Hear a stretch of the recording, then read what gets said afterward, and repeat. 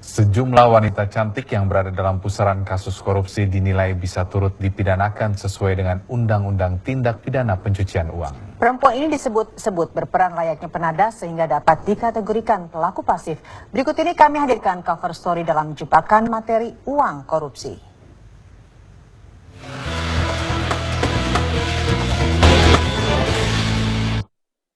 Audio.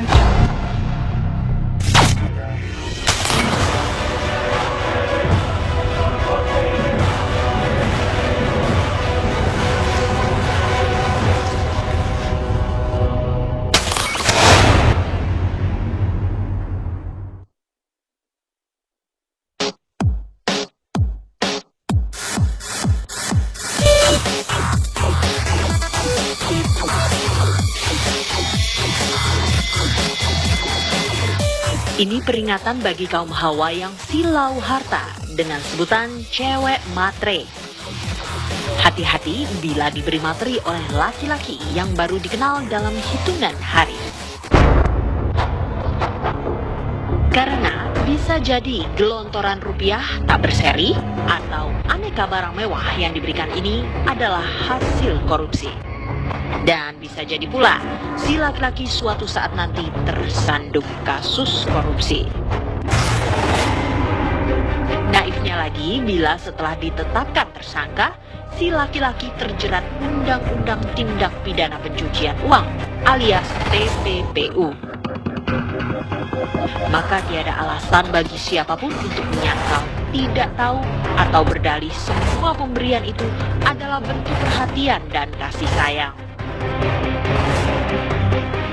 Undang-undang pencucian uang itu harus mengenal profil dan karakteristik orang itu. Ketika kita kenal sama orang itu, uangnya begitu nggak mudah dikasihkan, kan curiga. Nggak mungkin ada makan siang gratis, ya. Jadi ketika orang-orang itu misalkan nerima uang, apalagi nilainya ratusan juta kan, mobil, jam tangan, dan barang-barang yang berat, kan harus curiga dong. Kita juga baik, digaji juga nggak segitu, kok tiba-tiba uang nggak segitu, itu harus curiga bagi cewek. Tapi saya kira ini pembelajaran bagi cewek-cewek matre, ya, wah, jangan sembarangan terima uang apapun.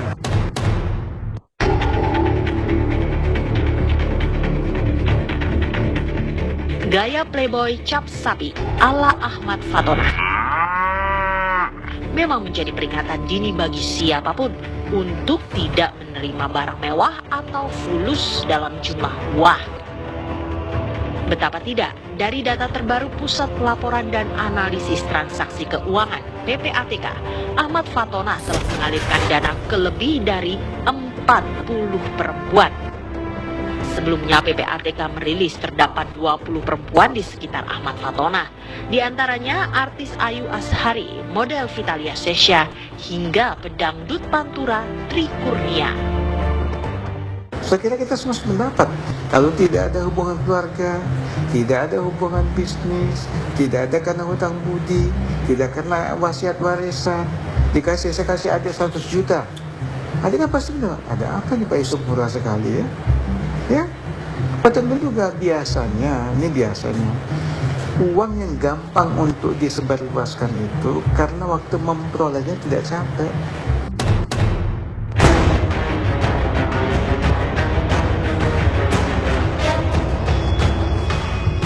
Komisi Pemberantasan Korupsi pun bergerak dengan menyita semua pemberian Fatona ke wanita di sekelilingnya. Menurut pakar tindak pidana pencucian uang Yenti Garnasih, semua perempuan yang terbukti menerima uang atau hadiah dari tersangka TPPU bisa dipidanakan. Yenti mengatakan perempuan ini berperan layaknya penadah, jadi dapat dikategorikan pelaku pasif. Untuk kasus Ahmad Fatona, ke-40 perempuan yang menerima aliran dana tersangka suap kuota impor daging sapi ini diduga tahu bila uang Fatona berasal dari hasil korupsi. Ini bukan sesuatu yang baru, seperti suap menyuap itu juga kan ada pasif dan aktif.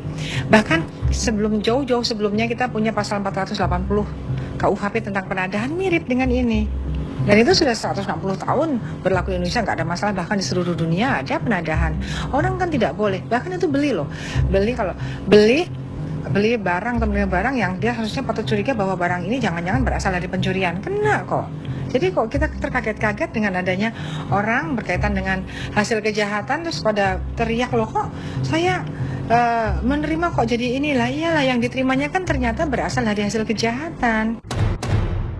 Apakah uang-uang ini memang hasil tindak pidana pencucian uang atau bukan tindak pidana pencucian uang? Itu yang harus dikelirkan juga sebentar di pengadilan. Sekarang kita harus tahu uang yang ada dalam rekening Ahmad Farhan kan tidak semua itu adalah tindak pidana korupsi.